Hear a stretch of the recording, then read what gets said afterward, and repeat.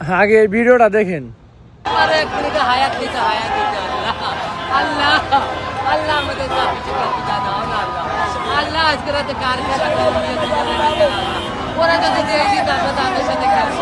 ভাই সবই ঠিক আছে, সবই বুঝলাম, এটা কোন ধরনের পাগলামি যে তুমি আমিন ধরে খ্রিস্টানদের জন্য কান্না করতেছো?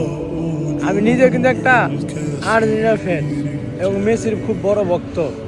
ঠিক আছে, ফুটবলের জায়গায়, ধর্ম জায়গায়। এখন এই যে আর্জেন্টিনা জিতছে, উল্লাসে মারা গেল, এখন কিসের উপর উঠবে চিন্তা করুন। নিঃসন্দেহে আল্লাহু আলাম, আমাদের মত এটা, আল্লাহ ভালো জানেন, যে যেহেতু তাদের অনুসরণ করেছে, আর নবী সাল্লাল্লাহু আলাইহি ওয়াসাল্লাম বলেছেন যে যাকে ভালোবাসবে সে তার সাথে কি করবে, কিয়ামতের মাঠে থাকবে। তাহলে যদি মেসি এই অবস্থায় মারা যায় কাফের অবস্থায়, তাহলে এই অনুসারী সবাই তার সাথে হাসর করবে।